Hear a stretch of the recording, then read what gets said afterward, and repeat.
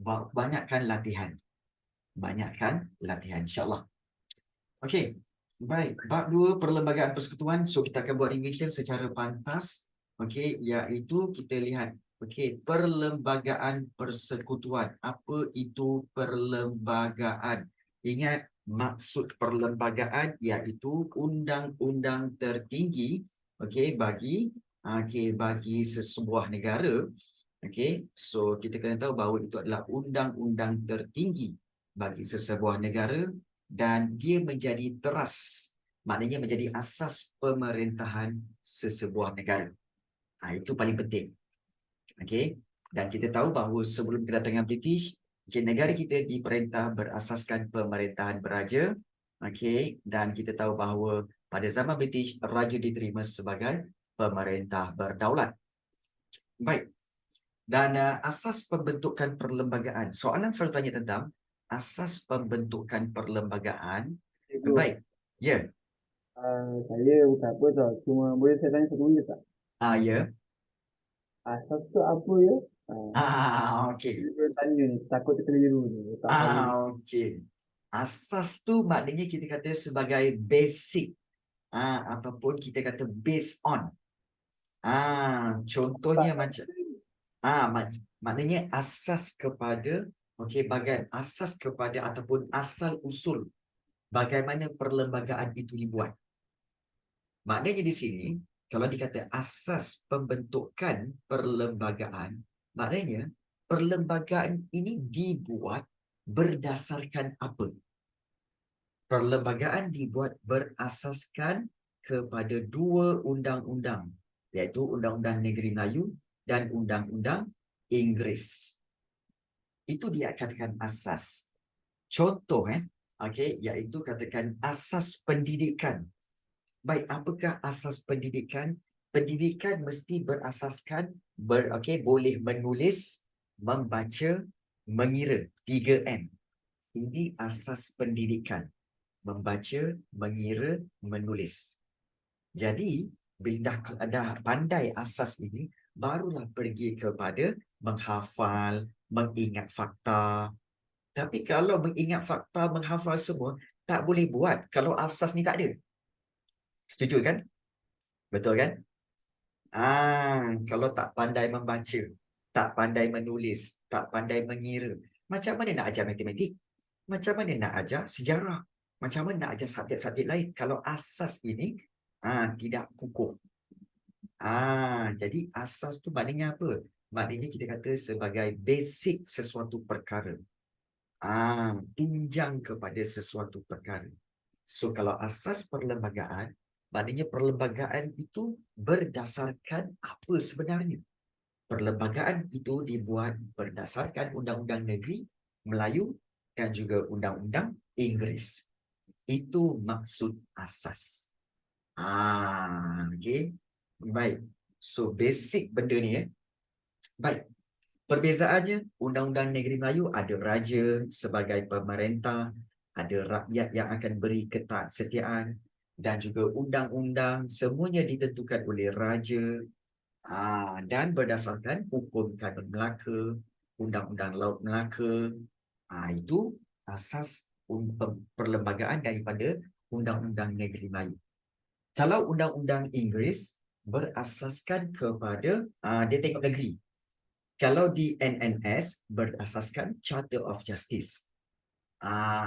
Okay, iaitu diambil daripada undang-undang yang digubal di England. Okay, kalau di Sarawak, okay, iaitu di Sarawak Application of Laws Ordinance, okay, yang menggunakan the Common Law of England. Dan kalau undang-undang di Sabah menggunakan Sabah Application of Laws Ordinance 1951. Baik, itu dia punya asas. Okey. Baik.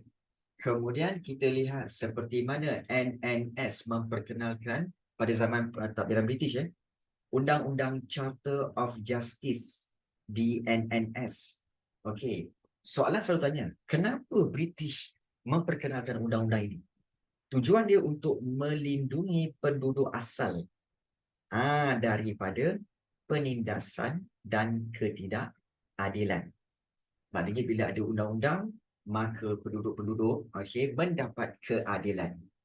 Mendapat keadilan dan dilindungi daripada penindasan. Jadi itu tentang Charter of Justice. Baik, perlembagaan di Sarawak sama juga, iaitu Perlembagaan Sarawak memberikan kuasa kepada badan membuat undang-undang iaitu Kaunsil Negeri. Tetapi pada akhirnya kamu kena ingat iaitu Perlembagaan Sarawak pada tahun 1959, yang ini penting iaitu Perlembagaan Sarawak memberikan kuasa pentadbiran negeri kepada Majlis Tertinggi dan Kaunsil Negeri. Charter of Justice. Kenapa? Kenapa? Baik, Charter of Justice sebenarnya untuk mewujudkan mahkamah. Yang pertama, mahkamah di Pulau Pinang. Charter of Justice yang kedua, untuk mewujudkan mahkamah di Singapura, Melaka dan Pulau Pinang.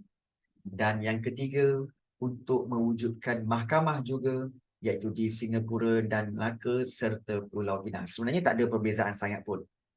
Iaitu Charter of Justice ni hanyalah dibuat undang-undang dan kemudian diperkenalkan mahkamah. Diperkenalkan mahkamah. Di mana? Di negeri-negeri selat sahaja. Itu je. Itu sahaja. Tak ada apa-apa yang nak diterangkan pun.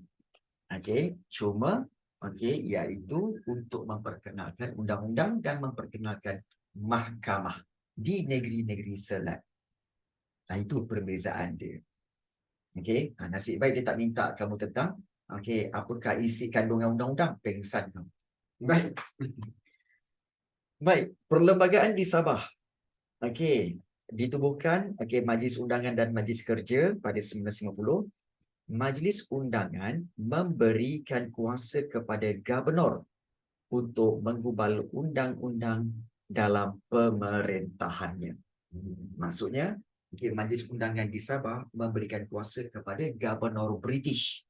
Sebab kita kena ingat Sabah diperintah oleh British bermula pada tahun 1950. Baik. Itu latar belakang. Baik, sejarah penggubalan. Penggubalan Perlembagaan Persekutuan iaitu bermula pada 1877 iaitu dalam mesyuarat pertama Majlis Negeri Perak. Di mana dalam mesyuarat itu Majlis Negeri Perak ini telah menggubal Undang-Undang Negeri Perak. Itu yang pertama. So first time Negeri Perak ataupun Negeri Melayu menggubal undang-undang. Apa itu menggubal? Membuat undang-undang. Menggubal tu membuat. Itu. Kemudian pada tahun 1946 ketika Malayan Union. Baik, ini korang kena tengok betul. Baik, Undang-Undang Negeri Selat digubal oleh Majlis Undangan Negeri. Ingat Undang-Undang NNS, Majlis Undangan Negeri. NNMB, undang-undangnya dibuat oleh Majlis Persekutuan. NNMTB, digubal oleh Majlis Negeri. Ini penting. So, kamu kena tahu bezakan. NNS, Majlis Undangan Negeri. NNMB, Majlis Persekutuan. NNMTB, Majlis Negeri. Ini majlis-majlis yang menggubal, membuat undang-undang di negeri-negeri itu. 1948. NNMB tu. NNS, Negeri-Negeri Selat, Pulau Pinang, Melaka, Singapura. NNMB, Negeri-Negeri Melayu Bersekutu. Iaitu Perak, Selangor, Negeri Sembilan dan Pahang. NNMTB, Negeri-Negeri Melayu Tidak Bersekutu, iaitu Perlis, Kedah, Kelantan, Terengganu dan Johor. Nampak tak? Nampak ke tak nampak? Itu dia. Pada tahun 1946. Baik. 1948 bila Perjanjian Persekutuan Tanah Melayu 1948 dibuat, iaitu terbentuknya perjanjian persekutuan perjanjian persekutuan Tanah Melayu 1948 yang menceritakan tentang pentadbiran, kuasa Raja Melayu, perundangan dan kewarganegaraan. Dan 1957 ketika Tanah Melayu merdeka, kita merdeka apabila selepas Suruhanjaya Perlembagaan yang dikenali sebagai Suruhanjaya Red yang kamu belajar dalam bab 9 tingkatan 4 dulu. Suruhanjaya Red inilah yang buat undang-undang untuk kemerdekaan negara kita pada 31 Ogos 1957. Dan perlembagaan ini disesuaikan dengan model Westminster daripada Britain. Maksud Majlis Undangan Negeri. Okey, baik, bagus. Baik, sebenarnya macam ni. So ada yang minta tanya tentang Majlis Undangan Negeri. Baik. So, begini. Dikatakan sebagai Majlis Undangan Negeri. Ada yang tanya, kenapa undangan negeri? Majlis Undangan Negeri, undangan di sini bukanlah invitation. Maknanya bukan invite, bukan mengundang, bukan. Undangan ini sebenarnya bermaksud majlis undangan, maknanya majlis untuk apa? Untuk menggubal undang-undang. Sebab itu dipanggil majlis undangan. Faham? Jadi Majlis Undangan Negeri yang menggubal undang-undang NNS itu tujuan dia menggubal undang-undang. So, tapi Majlis Undangan Negeri ni di NNS sahaja. Kalau di negeri-negeri Melayu Bersekutu, undang-undangnya digubal oleh Majlis Persekutuan. Manakala negeri Melayu tidak bersekutu, undang-undangnya dibuat oleh Majlis Negeri. Majlis Negeri Kelantan, Majlis Negeri Kedah, Majlis Negeri Perlis. Setiap negeri ada majlis negeri. Jadi itu yang dimaksudkan dengan Majlis Undangan Negeri, Majlis Persekutuan dan Majlis Negeri. Baik. So, ciri utama. Ciri utama Perlembagaan Persekutuan, ingat ada dua ciri, iaitu pertama ciri tradisional dan yang kedua iaitu ada ciri moden. Yang kedua ciri moden. Ciri tradisional, kita tahu ada 4. Pertama, pemerintahan beraja atau kesultanan. Maknanya dalam perlembagaan kita ada dimaklumkan tentang pemerintahan beraja, pemerintahan tertinggi negara kita yang di-Pertuan Agong, pemerintah peringkat negeri adalah sultan. Maknanya ini adalah ciri unsur-unsur tradisional dalam perlembagaan. Baik. Kemudian ada agama Islam. Ini pun ciri tradisional. Dimasukkan unsur agama Islam, di mana kita tahu kuasa agama Islam ini terletak di bawah kuasa sultan negeri masing-masing. Bahasa Melayu juga adalah ciri tradisional, yang mana bahasa Melayu digunakan sebagai bahasa utama dalam perlembagaan. Dan yang keempat, kedudukan orang Melayu dan Bumiputera, di mana kedudukan orang Melayu dan Bumiputera terletak di bawah kuasa raja dan ketua pribumi. Dan selepas merdeka, yang di-Pertuan Agong lah bertanggungjawab memelihara kedudukan istimewa ini. Baik, ini memang unsur-unsur tradisional. Ya, betul. Betul. Ciri tradisional sebenarnya lebih kepada keistimewaan orang Melayu. Kerana apa? Kerana orang Melayu adalah penduduk asal di Malaysia ini. Sebab itu perlu diberi sedikit kelebihan sebagai penduduk asal yang sanggup mempertahankan tanah Melayu daripada penjajahan. Itu. Sebab itu diberikan ciri tradisional. Manakala ciri moden adalah ciri-ciri yang diambil daripada barat, seperti kerajaan persekutuan, Yang mana dalam kerajaan persekutuan adanya kerajaan persekutuan dan ada kerajaan negeri. So persekutuan. Sistem demokrasi berparlimen, ini yang kedua ciri moden, iaitu kita tahu demokrasi berasaskan pilihan raya. Ada pilihan raya, maksudnya demokrasi lah tu. Demokrasi lah tu ya. So nanti tak lama lagi kita ada pilihan raya negeri ya. Mungkin bulan 8 kita ada pilihan raya negeri. Masa tahun lepas itu adalah pilihan raya persekutuan yang memilih ahli-ahli parlimen. Jadi itu perbezaan sistem demokrasi berparlimen. Cikgu, Ya. berkaitan dengan isu sekarang ni, Mhm. saya tanya, kalau dalam pemerintahan kita ada PRN dengan PRU kan, macam Majlis Negeri dengan Majlis Persekutuan kan cikgu, macam Dewan Undangan Negeri dengan Dewan Rakyat kan cikgu. Ya betul. Peliknya sekarang, kalau berkaitan dengan infrastruktur, kutip-kutip cukai, baik urus-uruskan infrastruktur dekat satu negeri itu, adakah itu persekutuan ataupun negeri dan kita bayar cukai kepada persekutuan? Tapi negeri pula ada pengejaran pentadbiran. So, apa fungsi negeri dan apa fungsi persekutuan dan siapa yang persekutuan sebenarnya? Okey, baik, bagus soalan. Baik. Sebenar-benarnya, proses dia begini. Sekejap sikit perut kena lepas makan. Menteri Besar tu negeri sebenarnya. Sebenarnya macam ni.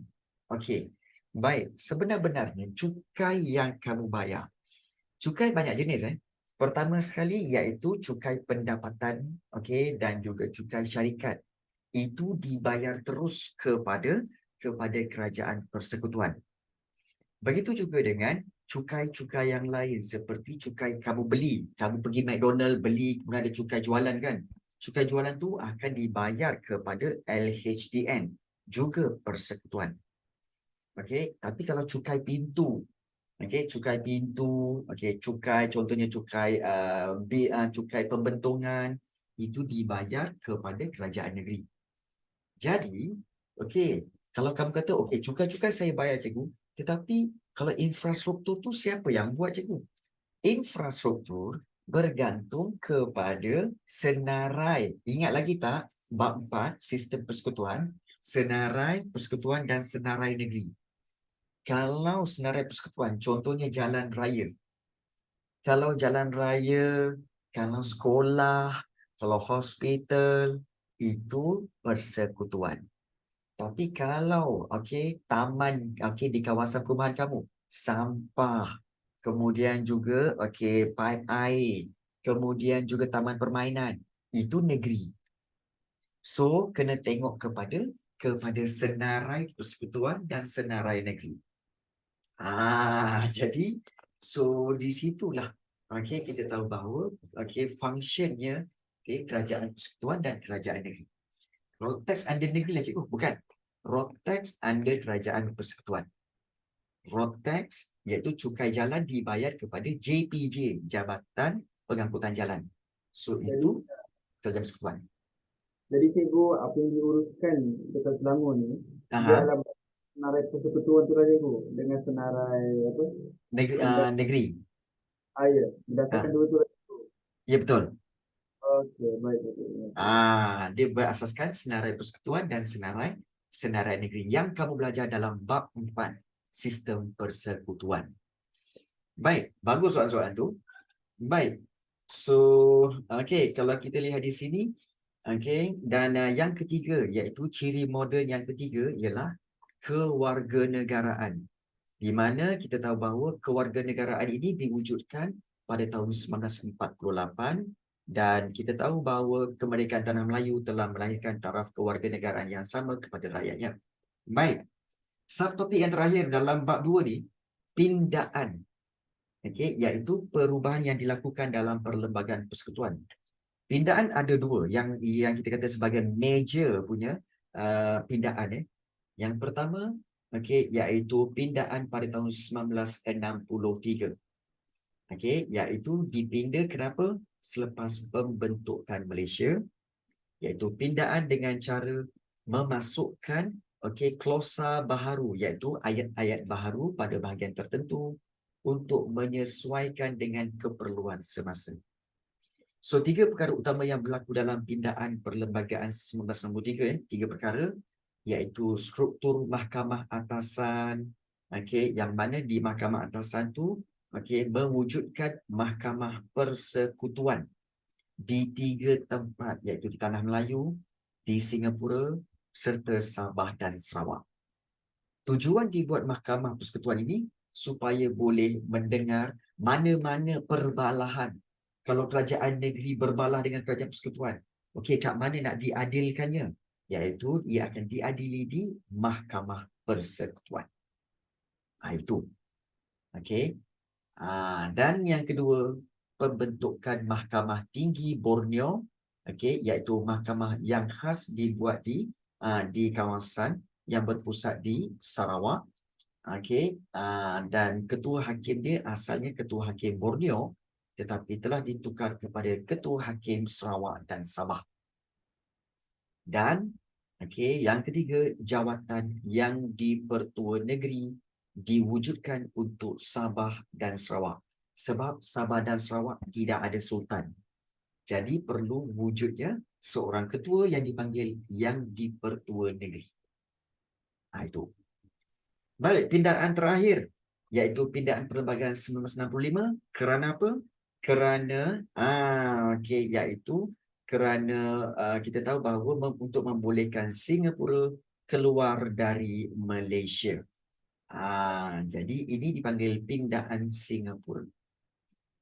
Pindaan Singapura. Dan kenapa Singapura keluar daripada Malaysia? Kita akan belajar dalam bab 5 nanti. Kita dah masuk bab 5 dah. Nanti kita nak habiskan. So, itu pindaan perlembagaan. Baik. So, itulah dia tentang bab 2. Bab 2 sebenarnya ringkas. Semua yang kamu belajar bab 2 sebenarnya berkaitan dengan pindaan, berkaitan perlembagaan persekutuan seperti mana yang cikgu ada buku ni. Inilah dia perlembagaan persekutuan. Dia sebenarnya sebuah buku. Yang penuh dengan undang-undang. So, ini perlembagaan Malaysia. Jadi apa yang kita belajar semua tu dalam perlembagaan ini.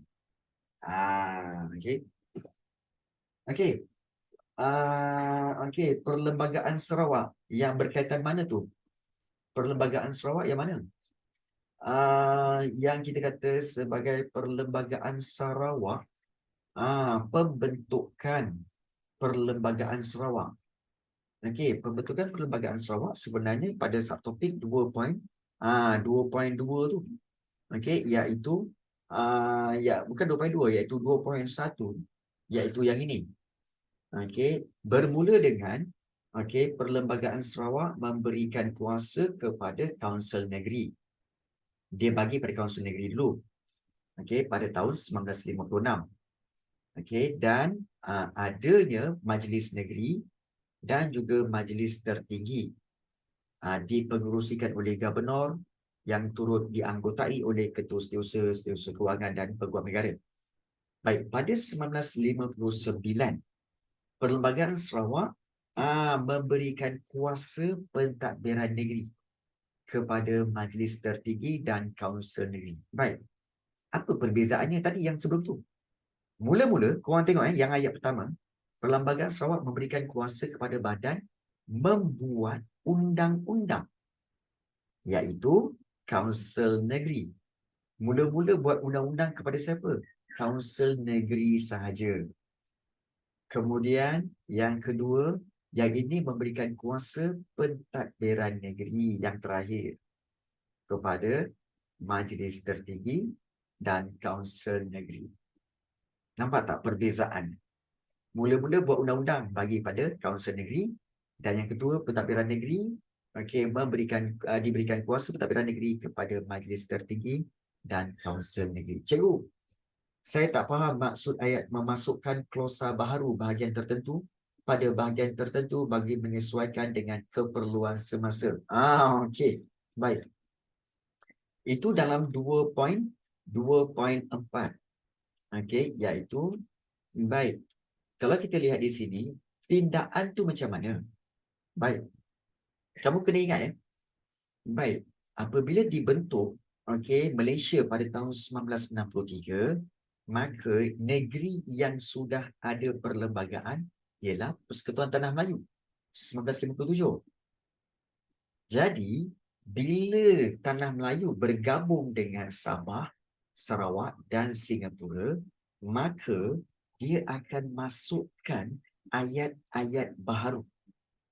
Ayat-ayat baharu, maknanya ada pindaan dalam perlembagaan dengan memasukkan ayat-ayat baharu untuk Sabah, Sarawak dan Singapura. Jadi itu yang dimaksudkan dengan memasukkan klausa baharu bahagian tertentu pada bahagian tertentu bagi menyesuaikannya dengan keperluan semasa. Memasukkan klausa baharu bahagian tertentu pada bahagian tertentu. Dia sebenarnya tak perlu pun memasukkan klausa baharu pada bahagian tertentu. So ini tak payah. Okey. Memasukkan klausa baharu pada bahagian tertentu bagi menyesuaikan dengan keperluan semasa. Itu je. Klausa baharu maksudnya ayat-ayat baharu. Okey, untuk disesuaikan dengan Sabah, Sarawak dan Singapura. Untuk Tanah Melayu dah siap dah. Untuk Sabah, Sarawak ni baru masuk kan. So kena tambahkan ayat-ayat perlembagaan, ayat-ayat undang-undang yang baharu. Cikgu, pening lah cikgu. Tak apa. Okey. Baik. So since kamu semua pun jangan tengok, jangan nak save semua dalam kepala Sebab kalau korang paksa pun belum tentu korang dapat jawab soalan. Korang terus tengok soalan. Okey, untuk Sabah, Sarawak dan Singapura lah kan. Ya betul. Apa yang sudahnya. Okey, korang tengok contoh soalan. Dah try masukkan? Okey, dah try. Okey, baik. Contoh. Jom kita tengok soalan. Baik, kita pergi kepada soalan objektif dulu. Contoh ya. Okey, kita tengok soalan nombor 1. Okey. Mengapakah British memperkenalkan Charter of Justice di negeri-negeri Selat? Why? Mengapa British memperkenalkan Charter of Justice di negeri-negeri Selat? Kita dah tengok tadi. Tujuan dia untuk apa? Mengelakkan persengketaan, mengukuhkan perpaduan lah sangat. Meningkatkan ekonomi? No. Okay. Kita tahu jawapannya adalah D. Melindungi penduduk. Why? Cuba tengok balik. Okey, iaitu tengok balik kepada undang-undang tu. Okey, iaitu undang-undang yang ini, nampak tak? Pada zaman pentadbiran British, Charter of Justice, matlamat dia melindungi penduduk asal daripada penindasan dan ketidakadilan. Ini dia. Jadi tak ada dakwa-dakwi. Jawapan dia memang melindungi penduduk. Nampak Baik. Soalan yang kedua. Okey, badan Raja berikut berkaitan dengan Perlembagaan Sarawak. Badan yang diberi kuasa oleh Perlembagaan Sarawak untuk menggubal undang-undang. Okey, yang mana? Majlis Undangan, Majlis Tertinggi, Majlis Negeri atau Majlis Kerja. Baik. Tadi cikgu dah mentionkan Okey, iaitu kalau kamu tengok nota tadi, yang ini, okey, nampak tak? Untuk membuat undang-undang iaitu Kaunsil Negeri atau dipanggil Majlis Negeri. Cikgu, kalau Majlis Tertinggi itu untuk pentadbiran. Pentadbiran Majlis Tertinggi dan Kaunsil Negeri. Tapi buat undang-undang, Kaunsil Negeri iaitu Majlis Negeri. Ini dia, Majlis Negeri. So, jawapan dia apa? Jawapan dia adalah C. Tengok tahun 1956. Majlis Negeri. Okey. Jelas kat situ. Baik. Soalan 3. Sumbangan mesyuarat. Apakah sumbangan mesyuarat pertama Majlis Negeri Perak pada tahun 1877? Kita dah tengok dah. Majlis Negeri Perak ni mula-mula diorang buat mesyuarat untuk apa? Untuk menentukan bidang kuasa sultan? Tak ada. Menjaga kebajikan rakyat? Tak ada. Mengurus perbendaharaan. Kamu tahu tak apa perbendaharaan ni? Perbendaharaan ini bermaksud kekayaan negeri. Maknanya perbendaharaan bermaksud hasil cukai negeri. Itu maksud perbendaharaan. Adakah Majlis Negeri bermesyuarat untuk mengurus hasil cukai negeri? No. Jawapannya adalah sebenarnya untuk C, menggubal undang-undang. Nampak okay. So itu penting. Penting untuk kamu lihat. Soalan keempat. Okay, mulai 1946. Majlis Persekutuan terlibat menggubal undang-undang negeri. Apakah negeri-negeri yang terlibat? Okey, iaitu okey. Ingat, Majlis Persekutuan adalah untuk NNMB. Ingat untuk NNMB, Negeri-Negeri Melayu Bersekutu. So, apakah negeri-negeri Melayu Bersekutu? Kena ingat balik. NNMB, ini dia. Okey, negeri-negeri Melayu Bersekutu. Faham? Semua macam pening je. Okey. Baik. Soalan yang kelima. Kita pergi sebelah kanan ni. Soalan yang kelima Baik. Apakah terma rujukan utama dalam Perjanjian Persekutuan 1957? Kalau kamu tengok dalam nota memang tak ada terma rujukan. Tetapi kalau kamu tengok dalam buku teks, ya ada. Okey, iaitu terma rujukan itu terletak di sini pada muka surat 27, iaitu pembentukan perlembagaan pada tahun 1957, 5 perkara terma rujukan utama dalam Perjanjian Persekutuan 1957, iaitu Kerajaan Persekutuan yang kukuh, menjamin kedudukan Raja-Raja Melayu, menjamin kedudukan istimewa orang Melayu dan kepentingan sah kaum lain. Parlimen hendaklah mengandungi 2 dewan, Dewan Rakyat dan Dewan Negara, serta kewarganegaraan yang sama. Jadi, kalau kita lihat di sini, untuk soalan ini, kedudukan kuasa parlimen? No. Kewarganegaraan yang sama? Ya. So jawapannya adalah B, kewarganegaraan yang sama. Baik. Soalan yang ke-6. Ciri-ciri tradisional Perlembagaan Persekutuan Malaysia. Okey, sudah tentu 1 dan 2, betul? Agama Islam dan bahasa Melayu. Itu nombor 6, A. Nombor 7. Okey, asas pembentukan demokrasi berparlimen adalah Pilihan Raya Umum 1957. Mengapa pilihan raya tersebut dilaksanakan? Untuk apa? Memenuhi keperluan semasa, menuruti kehendak rakyat, menubuhkan kerajaan, atau menstabilkan politik. Confirm. Jawapannya adalah apa? Jawapannya adalah ya, iaitu C.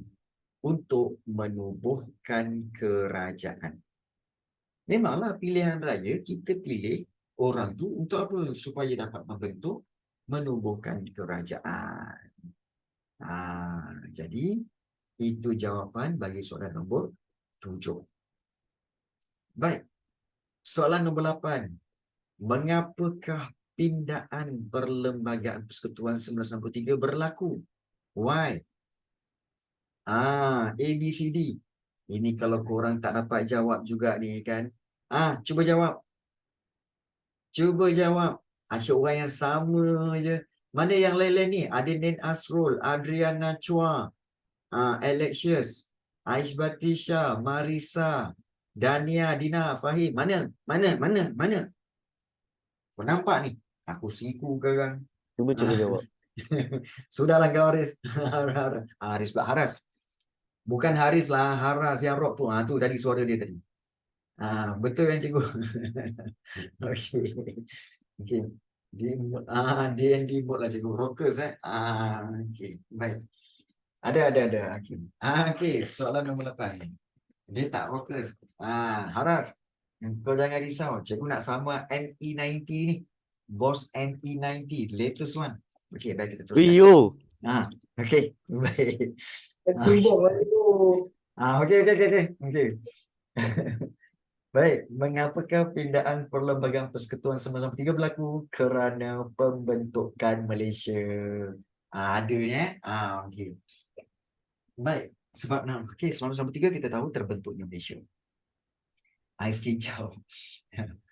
Ais hijau. Apa benda ais hijau? Aduh, ya. Baik. Okey, soalan 9. Apabila Malaysia dibentuk, okey, Mahkamah Atasan telah diwujudkan. Apakah Mahkamah Atasan? Okey. Baik. Mahkamah Tinggi Malaya, Mahkamah Persekutuan, okey, Mahkamah Syariah dan Mahkamah Rayuan. Rafiq Syami. Okey. Apabila Malaysia dibentuk, Malaysia dibentuk. Kalau Malaysia dibentuk, maka bukan Mahkamah Tinggi Malaya. Tetapi jawapannya adalah Mahkamah Persekutuan.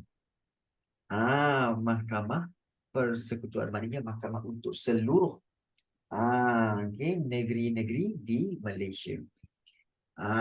Okey. Ya, baik, bagus. Baik. Jawapan DPE. Baik kau Aras. Baik kau cakap E7 ke? Kan? Baik kau cakap E7 ke kan? Baik. Baik. Dia tak boleh salah kalau jawapan aku tak ada. Okey. Baik. 10.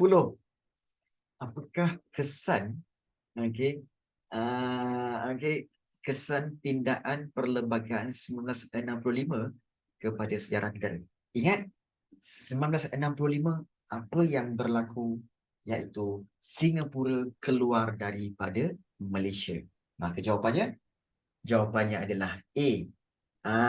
Pemisahan Singapura daripada Malaysia. Ya, betul. Okey. 10 adalah A. Alright. So, kita lihat di sini. Okey, ini adalah soalan-soalan okey yang kamu boleh jawab, dan soalan-soalan ini adalah soalan-soalan yang cikgu nak kamu buat, okey, dan akan kamu perlu hantar pada hari Sabtu ini. Kalau tak buat apa jadi? Kalau tak buat, aku siku korang. Kalau kau tak Aras, especially kau. Skema kat cikgu kan? Ya, betul, skema kat cikgu. Kalau korang tak buat, Haras kalau kau tak buat, okay, saya busy. Kalau korang tak buat, buang kita buang dia the group rockers. okay. Tak, Haras kalau dia tak buat, dia kena serahkan gitar Ibanez daripada cikgu. Baik. Bukan Ibanez. Oh, bukan Kan? Apa? ESPLTD. Alamak, SPLTD yang tak tahan ni. Aduh, okey. Baik, saya nak jadikan. Saya busy. Okey. Baik. Saya nak rujuk nota cikgu. Boleh. Boleh tak saya nak rujuk nota cikgu? Boleh. Saya panik amat. Jawab aja soalan-soalan ini. Okey. Contohnya kalau katakan nyatakan kuasa yang menggubal undang-undang berikut. Undang-undang di negeri Perak siapa? Iaitu Majlis Negeri Perak. Ya betul. Okey. Iaitu kamu tulis jawapan dia, okey, dan hantar, snapkan gambar. Kalau korang dah print, tuliskan jawapan dia dan submit kepada cikgu. Sebagai contoh, Undang-Undang Negeri Perak, okey, dibuat oleh siapa? Majlis Negeri Perak. Itu. Okey. Undang-Undang DNNS. Kuasa yang menggubalnya siapa? Iaitu Majlis ya, betul. Baik. Majlis Undangan Negeri. Begitu. So, soalan macam ni dia tak perlu buat ayat. Terus saja jawab. Sebab dia dah ada nombor 1, nombor 2. Bayu hari Jumaat pecah otak menghafal. Okey, buat latihan banyak Faribah. Buat latihan banyak. Baik. Apakah perkara yang menjadi terma rujukan utama dalam Perjanjian Persekutuan 1957?